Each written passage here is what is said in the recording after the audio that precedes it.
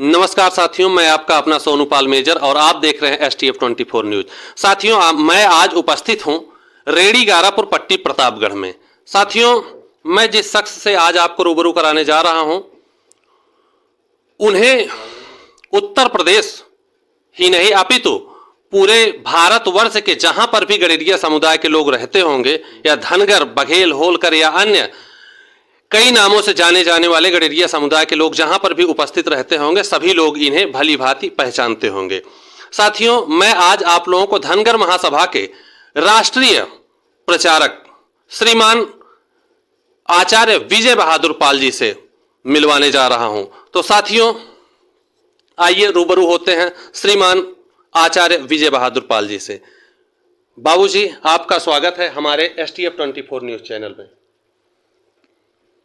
सबसे पहले तो मैं STF 24 न्यूज़ चैनल का स्वागत करता हूं, और मैं आचार्य विजय बहादुर धनगर राष्ट्रीय प्रचार मंत्री, राष्ट्रीय धनगर महासभा हूं। जी, तो जैसा कि अभी बीते कई दिन पहले 24 तारीख को पाल समाज के एक उभरते हुए चेहरे उमेश पाल जी की निर्मम हत्या कर दी जाती है, और अभी तक किसी प्रकार से कोई उन्हें न्याय नहीं मिल पा रहा है। उस विषय में आप कुछ बोलने का कष्ट करें।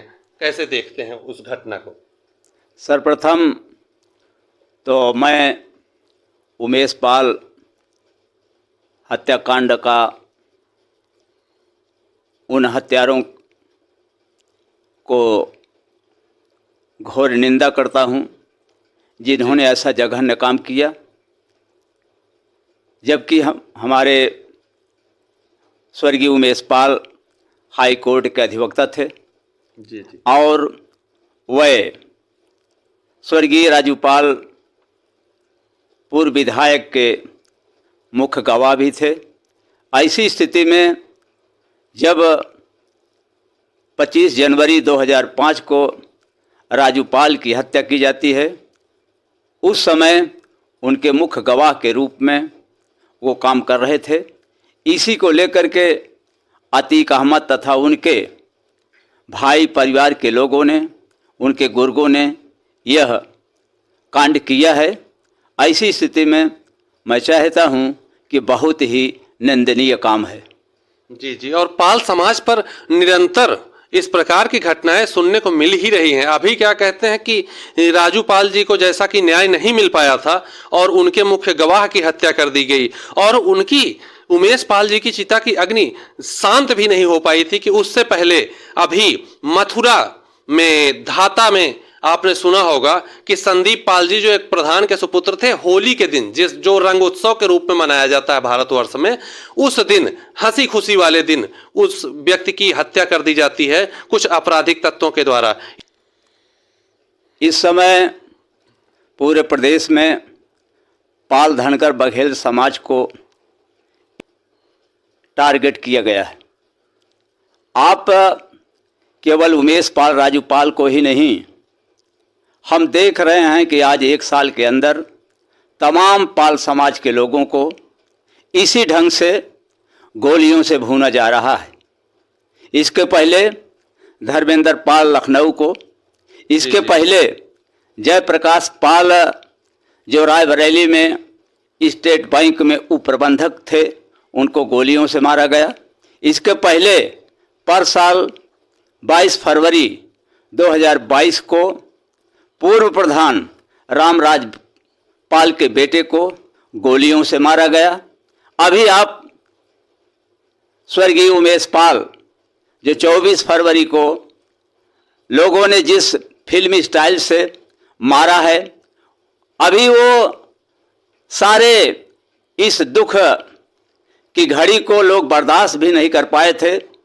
जहां शोक संवेदनाओं का तांता लगा हुआ था, वहीं फिर पाल समाज के ऊपर अभी मथुरा के छाता तहसील के बेरावल गांव के बेटे संदीप पाल, जिसकी उम्र लगभग 14-18 वर्ष थी, उसको लोगों ने मार डाला।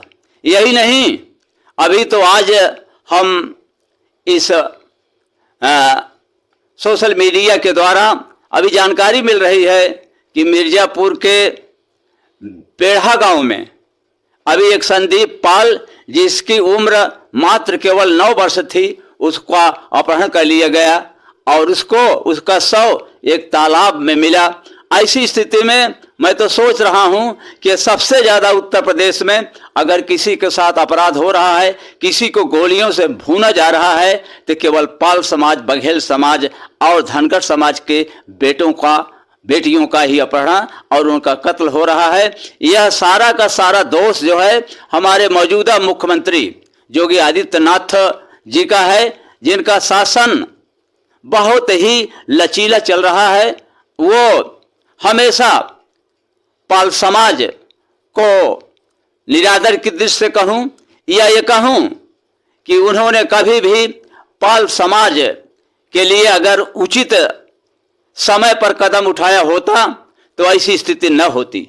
अभी हम लोग जब भी अपने मुद्दों को लेकर के माननीय मुख्यमंत्री जी से मिलने गए हैं, उन्होंने कभी हमारे लोगों के मुद्दों पर ध्यान नहीं दिया।